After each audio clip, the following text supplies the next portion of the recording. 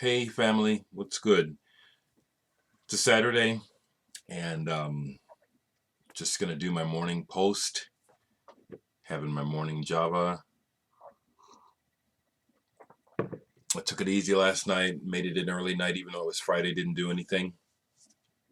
Did listen to some music, so I'll share what I listened to, but I also the VC is very informative, and I paid attention recently when Chris Goodwin mentioned that he went to Best Buy and found some stuff marked down.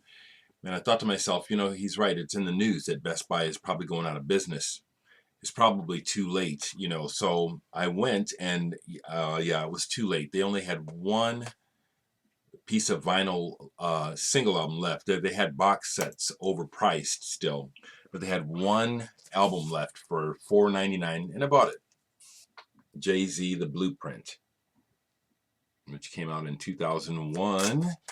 This is my first Jay-Z, probably my only Jay-Z record. I have listened to this all the way through, all four sides. I have respect for Jay-Z, and I understand why he is so popular as a rap artist. And I give him props. He is good. His word flow is good. He'll do the gangster thing, but he'll talk about a whole lot of other things. He can be rather intelligent too. Um, I like the beats, but I'm not going to be becoming a hip. I already know what this music is about. Okay, so this was cool to add, and I enjoyed it. I'll probably play it again, but I probably won't be buying hip hop as a result. Um, my opinion and my attitude about hip hop and a lot of popular music in general is pretty firm. Which is okay. While I was there, I noticed that they had a lot of CDs marked down, so I broke down and bought a couple things on CD, which I don't do often. Okay, but I went ahead and bought the limited edition Opeth with the lenticular cover, since I missed my opportunity to special order the vinyl with this lenticular cover, and I refused to pay, what you would have to pay for it now. The other thing that made this worth it for me is that, the deluxe comes with a DVD, and Opeth always show you how they do a behind the scenes making of the record. And this one is entertaining because you get to see how Mike Ackerfeld is an egotist. No offense to him, but he is. He's got a big ego. He can be a pain in the ass. He's running the show, and there's a lot of times on here where it's real obvious he wants you to know I'm running the show, and he kind of digs it into, kind of rubs it in people's faces. I think maybe part of it is done for effect because he knows that he's got the camera on and that this will be entertaining.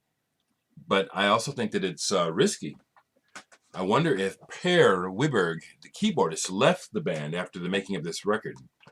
I wonder if it was just time for Per to leave, or if that sort of stuff behind the scenes had finally gotten to him.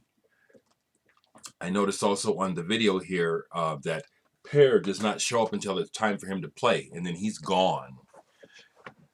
Little stuff like that about bands and music I find very interesting, being a musician or artist or whatever, a player. It's part of the joy that I get out of listening to music and watching live shows and videos is what's really going on with these people. Because a lot of times I think I can tell. Of course I'm not always right, but it's fun. The other thing I bought on CD, because I don't think I'm going to get it on vinyl, is the new Meshuggah, Colossus.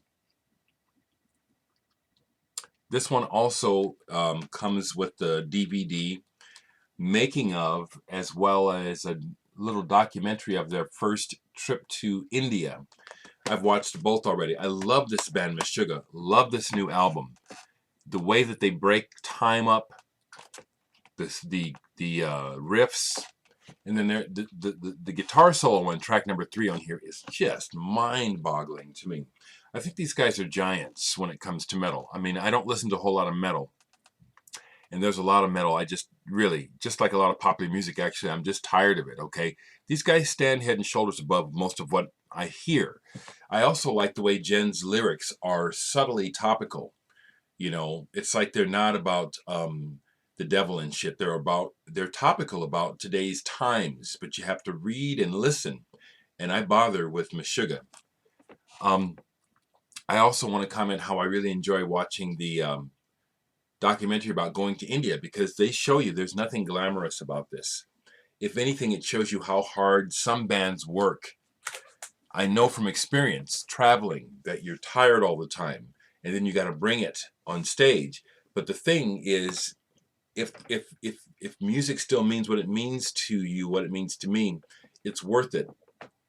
That half hour, 45 minutes, hour on stage, all the day long and week long, just all the drudgery. You come alive on stage. I can see that that's true for most of the band Meshuggah. The other thing I notice on here, which maybe, I don't know if a non-player would notice, but they talk on here in the documentary about how 3 of the 4 worked on the new album. And then when you see the bass player come in to do his parts, it's so obvious that this is a job for him now. Maybe it meant something to him originally, but it's a job now.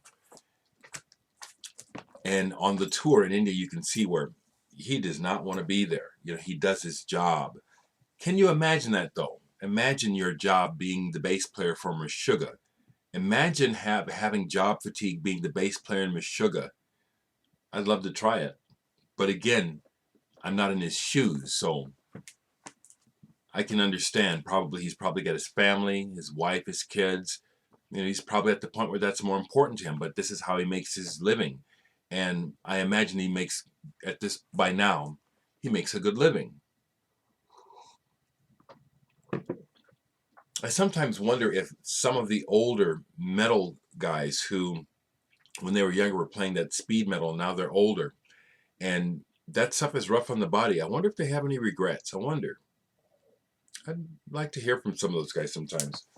So that's what I bought yesterday and listened to mainly. I listened to these all the way through because I love these bands, Opeth and Meshuggah.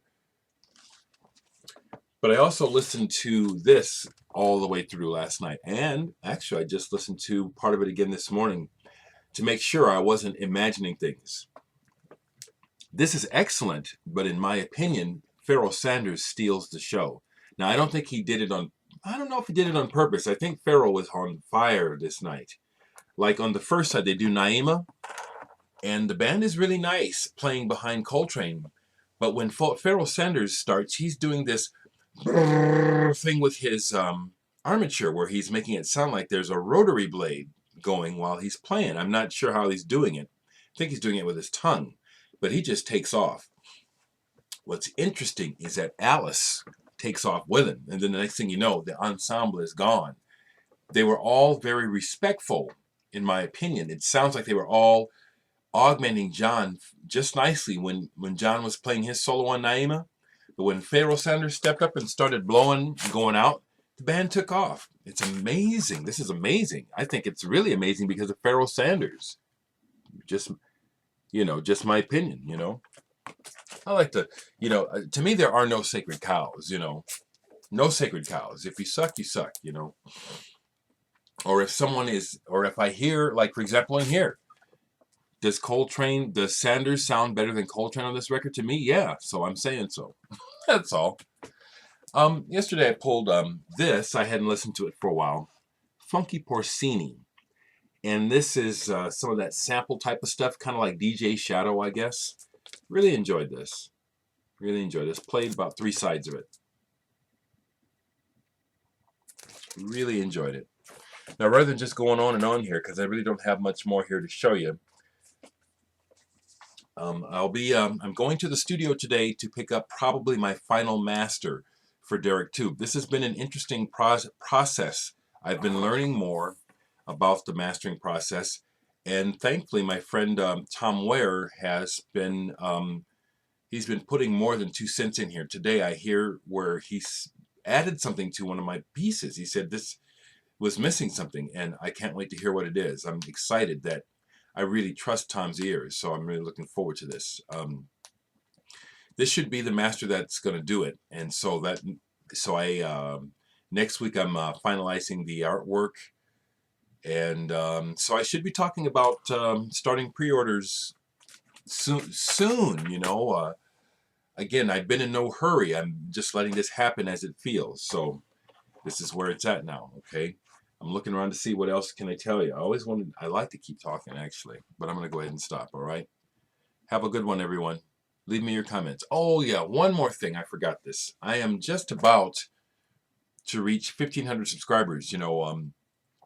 When I looked recently, I noticed I was up into 1,400. And so I made note of that because it's like, wow, I mean, this is not a numbers game to me. I'm still amazed that people are still signing on to me. I am. So I'm up to 1,491, soon to be 1,500. Wow. Um, if I actually catch the 1,500 number, I'll make a video. Thanks, folks. I'm glad you're with me.